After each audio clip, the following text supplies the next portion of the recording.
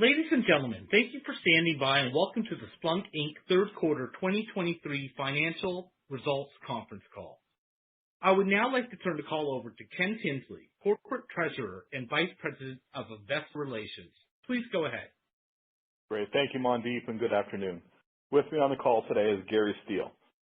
After market close today, we issued our earnings press release, which is also posted on our Investor Relations website, along with supplemental material.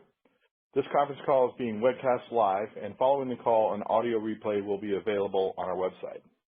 On today's call, we will be making forward-looking statements, including financial guidance and expectations, including our long-term growth and profitability and expense reduction efforts, forecast of our fourth quarter and full year fiscal 2023, and our future expectations of revenues, total ARR, cloud ARR, operating margin, and free cash flow, as well as trends in our markets and our business, our strategies, our expectations regarding our business, acquisitions, products, technology, customers, and demand.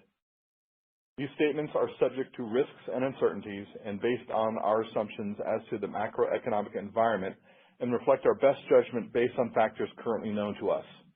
Actual events or results may differ materially. Please refer to documents we file with the SEC, including our Form 10-K and 10-Qs, as well as the Form 8-K filed with today's press release. These documents contain risks and other factors that may cause our actual results to differ from those contained in our forward-looking statements. These forward-looking statements are being made as of today, and we disclaim any obligation to update or revise these statements. If this call is reviewed after today, the information presented during the call may not contain current or accurate information.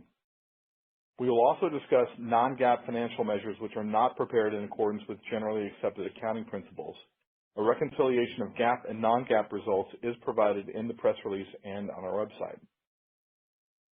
The format for today's call will be a little different. With the CFO position open and the search underway, Gary will provide our prepared remarks, including an overview of results, highlights in the quarter, and the outlook for the remainder of the year. We'll then move to a brief question and answer session. Just a reminder that most of our financial and operating metrics are provided in the supplemental slides, which are available on our IR website. And unless otherwise noted, financial comparisons made on this call are all year-over-year basis. So with that, let me turn it over to Gary. Thanks, Ken. Good afternoon, everyone, and thank you for joining today's call. I'm pleased to report that we delivered solid third quarter results, demonstrating progress in our disciplined approach to deliver long-term durable growth and profitability. We grew total revenues by 40% year over year to $930 million, and cloud revenues 54% to $374 million. Our top-line outperformance was driven by strong term license demand from existing customers, underscoring the value our customers continue to gain from Splunk's mission-critical security and observability solutions, powered by our one-of-a-kind data platform. That said, as noted last quarter, we continue to see caution from customers on the timing of their cloud migrations and expansions, citing ongoing macro concerns. In addition to our top-line results, we made good progress on our expense controls, which I'll detail in a moment. Our revenue outperformance and expense reductions were key contributors to delivering a nearly $350 million improvement in free cash flow on a trailing 12-month over trailing 12-month basis. I'd like to thank the entire Splunk team for their commitment and execution throughout the quarter. Q3 results illustrate one of the core reasons I joined Splunk in the first place. Splunk is the leader within a massive and growing market opportunity. And in the current macro environment, we believe the prioritization of IT budgets is benefiting platforms like ours. Splunk helps the world's largest and most innovative organizations be more resilient so they can adapt to, respond to, and recover from threats, disruption, and attacks faster and more efficiently. Within today's economic environment, the evolving cybersecurity landscape and the ongoing demand for digital transformation, Splunk provides unparalleled capabilities at scale and the partnership that organizations need to keep their systems secure, reliable, and performing. Our differentiated technology is deeply appreciated by our customers who are continuing to invest in the Splunk solutions they need to drive faster insights and actions across security, IT, and DevOps. Only Splunk delivers the highly scalable and extensible platform organizations require to gain end-to-end visibility of all their data across on-prem, hybrid, and multi-cloud environments. Consider our leadership in security. In October, Gartner named Splunk a leader for the 9th consecutive year in its SIEM Magic Quadrant. We are again among the identified companies in terms of ability to execute and completeness of vision. And that's just one measure of our success. We hear time again from CISOs that the breadth and depth of Splunk security solutions are critical for security teams and underpin their security operations centers. Turning to IT operations and DevOps, our portfolio of enterprise-grade observability solutions provides customers with full fidelity monitoring and visibility across their IT infrastructures, applications, and customer-facing digital experiences.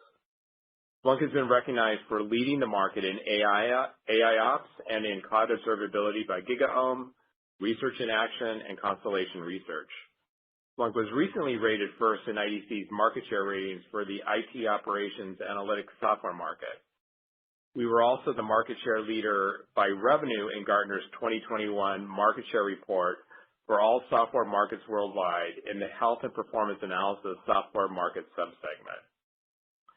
Today, our comprehensive product portfolio delivers incredible value to our customers across our core markets.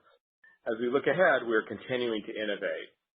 Early next year, we plan to roll out an enhanced unified security console, further helping organizations modernize their SOC with a unified security operations experience to detect, investigate, and respond to threats from one common work surface. We're also planning to enhance Splunk Observability Cloud with new features to help customers identify long-tail issues before they grow and impact multiple users, and with new tools to collaborate more effectively to resolve those issues faster with deep insights into Kubernetes and cloud-based networks.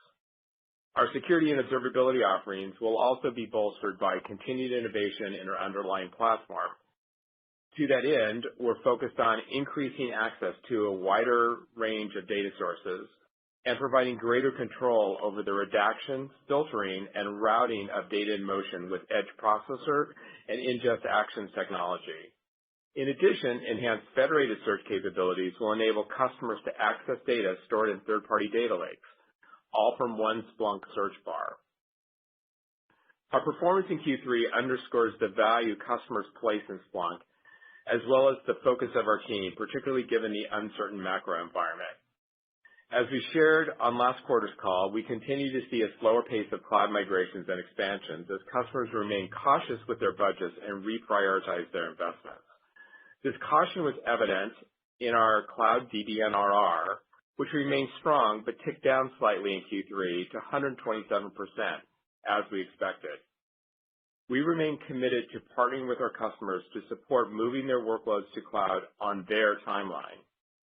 While it's a cost and resource-intensive undertaking, most of our customers continue to acknowledge long-term value in transitioning to the cloud.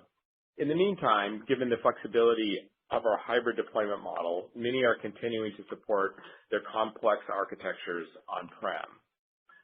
So while we did not see any meaningful change in the pace of cloud expansions and migrations in Q3, customer engagement remained strong and overall demand for Splunk was good. RPO bookings were $1.1 billion in the quarter, up 37% year over year. Total ARR was $3.47 billion, up 23%, and cloud ARR was up 46% to $1.62 billion. Let's turn to our customers. Splunk partners with some of the world's largest and most innovative organizations, including more than 90 of the Fortune 100. I meet with customers every week, and I'm hearing over and over about their passion for Splunk and the mission-critical role we play in driving their overall business resilience. During the quarter, we were pleased to earn 6 distinct Best of awards from TrustRadius, the results of which were determined entirely by customer reviews. We had many compelling customer wins during the quarter that demonstrate the breadth of our offering as well as our expertise. I'd like to share a few examples with you today. One of the world's top investment banking and securities firms renewed its on-prem Splunk platform agreement and signed a new 3-year agreement with both Splunk Cloud and Splunk Observability Cloud to drive innovation and continuously improve credit card operations. This customer processes billions of dollars in credit card transactions annually and requires fast-paced, resilient operational efficiencies. They turned to Splunk because alternatives would have been too risky and require years to implement with 5 or 6 IT staff. Our cloud-based approach and observability technology will help ensure this team can be up and running in a matter of days with just 2 or 3 of their staff. A department of the U.S. federal government signed a 3-year, multi-million-dollar agreement to expand their use of Splunk Enterprise Security with additional professional services in Splunk Education. This department supports our nation's defenses, and we've collaborated with them for more than 5 years to help ensure they have access to data-driven insights to combat threats, avoid disruptions, and mitigate risk across multiple locations. Splunk is deeply committed to supporting our nation's government agencies, and I'm looking forward to connecting with many of our public sector customers and partners at Splunk's annual Gov Summit event on December 14th in Washington, D.C. We also signed a multi-year, multi-million-dollar renewal and expansion agreement with a major telecommunications company in Japan. With data volume growing at an exponential rate, this telco leader was struggling with the cost-effectiveness of its existing on-prem data analytics model used in SIM, IT operations, analytics, and DevOps. We've continued to earn the customer's trust not only because of our unfailing support over the years, but also through the flexible, pragmatic cloud upgrade strategy we developed. We bundled Splunk Cloud and Splunk Observability into the solution to ensure a smooth and stable transition to the cloud. We also advised the customer to switch from an ingest-based to a workload-based license, enabling them to manage their environment without limiting the amount of data they send into Splunk. Finally, this quarter, we expanded our footprint with a top Fortune 100 retailer. We worked as a trusted advisor with this company for several years, and last year we took them from on-prem to the cloud with a 3-year, multi-million-dollar deployment of Splunk Cloud. Fast forward to this quarter when we displaced one of our SIM competitors with cloud-based Splunk Enterprise Security. Ultimately, the competitor lacked the required scale and couldn't keep pace in today's rapidly evolving security landscape. Only Splunk could provide the capabilities and partnership they need to keep their digital systems resilient. As we move forward in this uncertain economic environment, we are focused on managing the business with a balanced approach to growth and profitability. The combination of our business transformations plus the operational efficiencies that we're continuing to unlock is leading to good results. On the gross margin side, we've made excellent progress managing direct costs over the past several years. During the quarter, we continued to deliver steady cloud gross margin expansion driven by ongoing optimization actions, working with our cloud service provider partners, as well as engineering and cloud delivery improvements that allow us to better align infrastructure requirements to our customers' needs. As a result, I am pleased to share that cloud gross margin surpassed 72% in Q3, our highest ever, up 8 percentage points over Q3 last year, and hitting the 70% milestone that we previously targeted and sooner than expected. Our sharply higher cloud gross margin drove a stronger total gross margin of 82% in Q3, up 5 points over last year. Turning to our operating expense reduction efforts, we're also making good progress in the 4 areas we've identified on last quarter's call: contingent labor, travel and expenses, hiring, and real estate. We began taking action to reduce our total labor costs by utilizing contingent labor for only the most business-critical projects. Over time, we think there is substantial cost savings here. For T&E, we continue to limit spend on customer-facing travel and support only, and our customers and our employees have adjusted to an ongoing culture of expense reduction and efficiency. Our measured and deliberate approach to hiring has allowed us to drive efficiencies across our entire business while still expanding overall sales capacity. For example, we recently realigned the parts of our sales teams that are focused on security and observability product areas in favor of a single seller model. This change aligns directly to feedback from our customers who are increasingly asking for solutions across our unified security and observability platform and to deliver outcomes across security, IT, and DevOps use cases. As a result, we're continuing to hire more quota carriers while ensuring sellers have access to the right technical and industry expertise. We've also begun to focus more of our engineering hiring outside of the U.S., affording us greater access to diverse, cost-efficient talent. Finally, we continue to evaluate our global facilities footprint to identify opportunities to reduce or consolidate office space where possible. For example, in San Francisco, we recently consolidated operations from 2 buildings into one and will not renew the lease on one site. This action will result in more than $15 million of cost savings. It typically takes time to realize cost efficiencies from real estate changes, but we expect to pursue several additional opportunities over the near term, which could result in meaningful savings as early as next year. Beyond these 4 areas of focus, there are many other opportunities to streamline operations and increase profitability. Just one example is a more expansive approach on transacting in multiple currencies globally. Historically, we've denominated all customer contracts in U.S. dollars and have relied on partners to absorb foreign exchange risk in exchange for a discount. As we continue to enhance our international execution capabilities by denominating contracts in local currencies, we can assume the FX risk, hedge it ourselves, and capture higher gross value of the underlying contracts. Overall, through our discipline and prioritization, we're making significant progress on cost initiatives, which contributed to a $30 million sequential decrease in total OpEx in the quarter and a year-over-year decrease of 2%. We are pleased with our progress on expense control and remain confident we can continue to drive operating leverage from high-impact cost efficiencies going forward. We are simultaneously investing in differentiated technology and leadership that are driving long-term growth opportunities. Since joining as CEO in April, I've been laser-focused on accelerating innovation from our product organization. In Q3, we welcomed Tom Casey, our new SVP and GM of Platform, as well as Jason Lee, our new CISO. Both Tom and Jason are highly regarded in the industry and known for their ability to execute while staying very close to customer needs and feedback. We're already feeling the difference of having these leaders on board, engaging with customers, and leaning in with their organizations and our product roadmap. On the M&A side, earlier this month, Splunk acquired TwinWave, a cybersecurity startup with unique technology that automatically follows and analyzes complex attack chains that would otherwise require cumbersome manual workflows for security analysts. TwinWave founder and CEO Mike Horn is now serving as SVP and GM of Splunk's security team.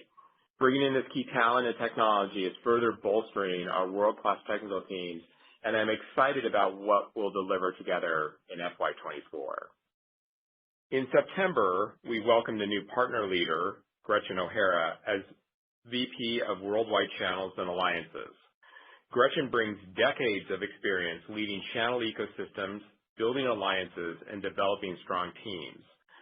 Within weeks of joining, Gretchen and her team signed a 5-year extension to our strategic collaboration agreement with Amazon Web Services, and just this week, AWS named Splunk the 2022 ISV Partner of the Year for North America.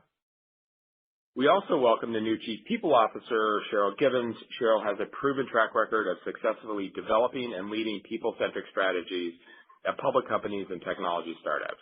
I worked with Cheryl for a long time, and I'm confident she brings not only the expertise we need to scale as a global business with a hybrid and geographically distributed workforce, but also that she is a great fit within Splunk's unique culture. And while on the topic of executive hiring, we're making good progress on our CFO search. As you'd expect for a company with our profile and opportunity, interest in the role has been high, and we have a great slate of high-caliber candidates. We're taking the time needed to choose the right CFO to help steer Splunk through our next chapter. Looking forward towards the end of the year, we're confident in our execution plan and are reaffirming our full-year total ARR target of $3.65 billion. We remain cautious on the pace of cloud migrations and expansions given the challenging macro environment So we're moving to a range for cloud ARR of between $1.775 billion and $1.8 billion versus our prior point estimate of $1.8 billion, primarily due to continued uncertainty of cloud mix. For Q4, we expect total revenues of between $1.055 and $1.085 billion with a non-GAAP operating margin of between 23% and 26%, reflecting expense reductions, efforts, and continued profitability improvement. For the full year, we're increasing our outlook for total revenues to between $3.455 and $3.485 billion, reflecting our Q3 outperformance. We're also upping our total op margin expectation from 8% to between 12 and 13%. We expect higher free cash flow of $420 million from expense savings in the back half of this year. As I wrap up, I want to reiterate my appreciation to our global Splunk team and for their discipline and execution during Q3. Since I joined in April, I've been constantly impressed not only by the caliber of our talent, but also the deep customer-first mindset across our business. I also want to thank the tens of thousands of global customers who trust us with their complex mission-critical workloads. We will continue to deepen our relationships to support customer security and observability needs across on-prem, cloud, and hybrid architectures. Finally, as I mentioned, the demand environment is strong, and we are reaffirming our total ARR target for the full year. As our guiding principle, we're committed to maintaining a disciplined approach to optimizing costs and improving efficiency and profitability while continuing to invest in future growth opportunities that we expect will drive long-term value. Thank you again, and I look forward to your questions.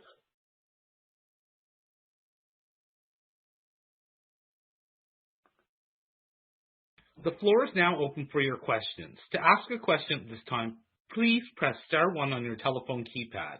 If at any point you would like to withdraw from the queue, please press star one again. You will be provided the opportunity to ask one question and one further follow-up question. We will take a moment to render our roster.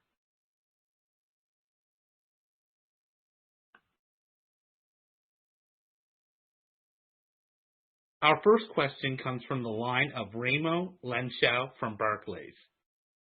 Please proceed. Oh, hey. Thanks for taking my question and congrats. Gary, could you speak to the dynamic on terms of cloud versus the old, not the old, but the people staying on-premise and doing it themselves?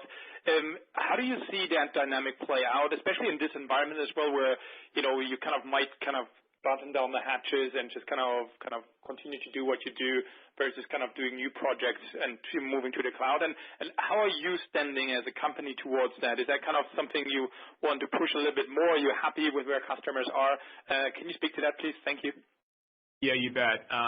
So as we indicated last quarter, we did see, because of macro conditions, we saw some cloud migrations and expansions move out.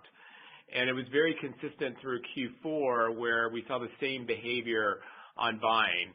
We did not see, however, we didn't see any less loyalty to renewal. Our renewal rate stayed incredibly high. And so I think what's happening is customers definitely see the value of cloud. They know they're going there, but they will pace their migration. And they will pace their migration when they are ready to make that move. And I think we've done a good job of clarifying with our customers as well that we are very supportive of a hybrid model where customers embrace on-prem in addition to cloud, and we think that's a strategic differentiator for the company as well. So while cloud migrations have slowed down, we don't necessarily see that as a big negative in our business. Perfect. Thank you. Congrats. Thanks, Raimo.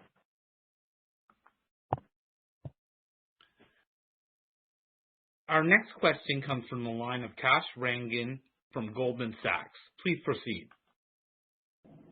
Thank you very much, Gary and team. One of the key investor issues with Splunk has been, despite the great growth, will it make cash flows? And finally, I think you delivered unbelievable cash flows, so congratulations on that.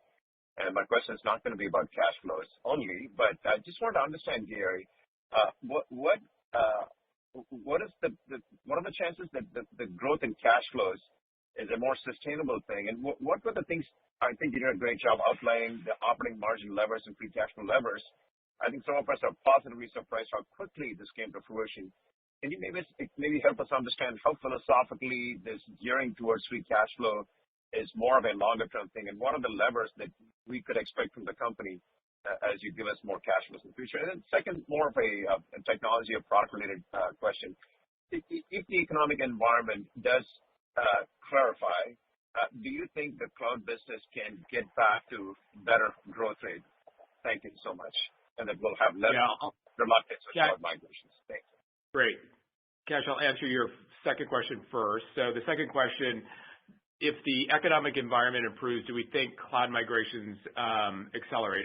We do believe that because I think these are projects that customers absolutely want to do. I think there's tremendous demand, but they're being thoughtful on their timing based on macro conditions. So should macro conditions change, I think we will see cloud migrations accelerate. Going to your first question on cash flow, there's two things going on here. One, I think there's sometimes some confusion with our model. One of the very powerful, very cool aspects of our model is cash flow mirrors ARR. Cash flow mirrors our ARR simply because whether you're a term license customer or whether you're a cloud subscription customer, you're paying us annually. So there's lots of vendors in the industry that bill up front for multiple years. We stopped doing that several years ago. So again, I want to reiterate that one of the strengths in our model is the fact that cash flow mirrors what happens with ARR. And so that provides long-term durability on cash flow, which personally I am super excited about. And I think it can deliver incredible value to investors over the coming years as we've now gotten out of this transition from the upfront billing to the annual billing. And then coupled with that, as we've talked about, we've had some very focused expense initiatives as we've outlined in the prepared remarks in 4 categories. We've been at this, I've now been with the company about 7 months, and we've made tremendous progress, and I'm really proud of what the team has accomplished. But we have a lot more that we can do. There's more efficiency that can be gained. And I think at the end of the day, we will be better able to serve customers with that efficiency. So I think it's very much aligned to what customers want to see as well. So I'm super encouraged about the opportunity with cash flow, and I think at the end of the day, the power of this business model will be proven out with our free cash flow results. Great job. Thank you very much, Gary. Sure. Thank you, Kash. Thanks, Kash. Our next question comes from the line of Matt Hedberg from RBC Capital Markets. Please proceed. Great. Thanks for taking my questions, Gary. Could you talk, you mentioned, some of the challenges from a macro perspective, a little bit more color on how the quarter played out. Was the demand environment fairly stable, or did things get a little bit more challenging towards the end of the quarter? And then secondarily, how was the U.S. Fed business for y'all this quarter? Yeah. So first on macro conditions, we first started seeing a macro change in July. And so what we did see over the course of the quarter was pretty consistent behavior. So we didn't see more intense macro issues as we got to the close of the quarter. It was very consistent throughout.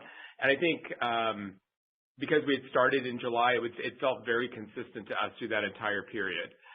And it was really focused again around cloud migrations, which typically are big projects, or associated cloud expansions. That's really where we felt it. Now, I'll reiterate, as I said before, we saw great consistency, though, on renewals. We saw no issue getting customers to renew. It was really much more around cloud where the macro conditions played a role. And then to your question on the public sector business, we were very pleased with the results that our public sector team delivered. We had very good execution in the quarter, really proud of what the team put up for us. We still think there's a tremendous opportunity there. We have new leadership at our public sector team that's really helping us drive execution. So super excited about that as well. Thanks, Gary. Congrats. Thank you. Thanks, Matt. Our next question comes from the line of John DiFucci from Guggenheim. Please proceed. Thank you. Gary, margins were really strong, right? So I'm just curious, though, is when we think about that sort of conflict sometimes between growth and margins. Is that something that we should think a little bit more about if margins continue to be strong? In other words, is a focus on margins in any way inhibiting growth, or is there just simply room for efficiency gains here while still investing for ample growth? Yeah, I do not think at all that we're inhibiting our ability to grow with the cost initiatives that we put in place. And I actually believe what we're doing is creating a more efficient business that can scale more effectively, that can better deliver for customers. So I do not believe anything that we're doing is inhibiting our ability for the business to grow. Awesome. Okay, thank you. You bet. Thanks, John. Our next question comes from the line of Brad Sills from B&A Securities. Please proceed. Oh, great. Thanks so much, guys. I wanted to double-click on the efforts to drive efficiencies in sales and marketing. It sounds like single seller approach is the direction you're heading. Could you just explain a little bit kind of where you're coming from, why this might be productivity enhancement in the sales and marketing area? Yeah, no, great question. So historically what we had were distinct sellers for security and observability working in conjunction with core sales reps. And it actually wasn't great from a customer experience because you'd have multiple reps needing to interact with customers. And so the single seller model, supported by the right level of expertise and knowledge, is a more efficient way to handle the customer's use cases and help drive the opportunities. And so it's just much, much simpler. It's simpler for Splunkers, and it's actually simpler for customers. And it ultimately results in nice cost efficiency as well. So it has multiple benefits to it. Great to hear. Thanks, Gary. You bet. Thanks, Brad. Our next question comes from the line of Brad Zelnick from Deutsche Bank. Please proceed. Great. Thanks so much, and congrats on the strong execution in the quarter. Gary, we're clearly in an environment where customers are wanting to do more with less. And, you know, with some of the changes that you're enacting as we think about, you know, the go-to-market and having this the single sales point of contact, I'm just thinking, in what ways can Splunk ensure that you're the platform of choice for customers to consolidate requirements? And is that part of what's inspiring the changes that you're making in the field as well? Thanks. No, that's exactly right. Because one of the things that we do see, to your exact point, is we see customers wanting to find ways to consolidate suppliers. They want to find ways to simplify their environment because it ultimately will be more cost efficient to run. And so we see that even today. And I would even go back to one of the examples that we provided in our prepared remarks where existing customer took out competitive solution that had been using someone else's SIM solution and moved to Splunk SIM solution. I do think that this creates an environment with this revised selling model to capture more of that consolidation. Awesome. Thanks again. Thanks, Brad. Our next question comes from the line of Steve Koenig from SMBC. Please proceed. Hey, great. Thanks. Hi, Gary. Thanks for getting me on here. I'll ask a multi-part question that's pretty short. So the first part is, can you give us a little color on the big revenue beat this quarter? Was it, you know, and to what extent was deal duration, you know, a factor here? And then secondly, you know, you are doing an awful lot as one person here, and, you know, the ship seems to be stabilizing. How are you spending your time? You know, how have you been spending your time, and how do you expect that to change over the next 12 months? What things are you focused on? Thanks very much, and congratulations. Yeah, thanks, Steve. So to answer the first part of the question on the beat came in two forms. So one was we obviously saw less cloud mix, and that came in at 56%. And so that was slightly down from our expectations. And so you had more term that obviously drives revenue up. And then the contract term was slightly up as well. So the combination of those two things then provided for that broader revenue beat. And then going to the second part of your question, where am I spending time? Obviously, I'm spending time on driving these cost efficiencies. That's a priority because I think at the end of the day, all of you will want to value the company on the amazing free cash flow that we will deliver. And so clearly focused on that side of things. But I continue to spend a lot of time with customers and being in market with our sales team to really understand how people are thinking about buying and making sure that I'm understanding the role that Splunk is playing in their future plan. So that's another critical element. And then obviously the third big area for me is to continue to recruit a world-class team, and I'm super encouraged by what we're seeing on the CFO front and look forward to announcing someone soon. That's great. Thanks very much. Thanks, Steve. Our final question comes from the line of Mike Cikos from Needham & Company. Please proceed. Hey, guys. Thanks for getting me on here.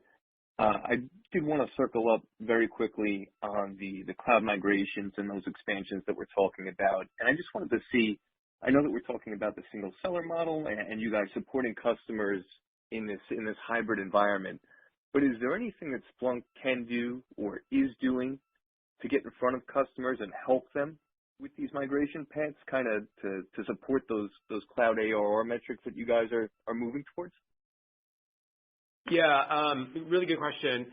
So we continue to encourage customers to move to cloud. That's clearly a focus of our sellers. And while our mix wasn't exactly what we expected going into the quarter, we're still pleased with the results. There's still really good cloud momentum. And I think the place where we're seeing opportunity is where we can provide some level of incentive around professional services and things like that help incent customers to move more quickly. Those are things we continue to explore with our sales team. Thank you. And one other, if I could. Sure. Great to see the cloud gross margins come in, I guess, north of that 70%. Yeah, that was a big milestone, frankly. That was a big milestone for us. I'm really proud of the team and the work that was done to get there ahead of time, frankly. So I guess my question is, and I just wanted to stress test this, but was there anything one time there? And then the follow-up is this 70% thought of as being more of a milestone? There's more room to push that higher over time. Yeah, no, great question. This is not a one-time thing. This is durable, and we can go farther. What you will see, though, it will take more work to move those numbers. So you'll see smaller incremental moves, but you'll continue to see gross margin move up. And as you would expect, we've taken down the low-hanging fruit, and that's what's really driven us to this point. And not that it wasn't a lot of work, but we've gotten through the low-hanging fruit. And now getting that incremental improvement in gross margin will just take more effort. And so you'll see it continue to improve, but you'll see it in smaller increments. Understood. Thank you for that. Appreciate the time. You bet. Thanks, Mike. I would now like to turn the call over to Gary Steele for closing remarks. I want to thank everyone for your time today and joining us. Our approach to balancing durable growth and profitability is delivering, as you can see in our cash flow, and our momentum is strong as we close the year and set up for a strong next year. I'm especially appreciative of all Splunkers for their ongoing commitment and execution and for their close partnership with our customers around the world, particularly through this uncertain economic time. Thank you again and have a great day. Thank you, ladies and gentlemen. That does conclude today's call. Thank you for your participation. You may now disconnect.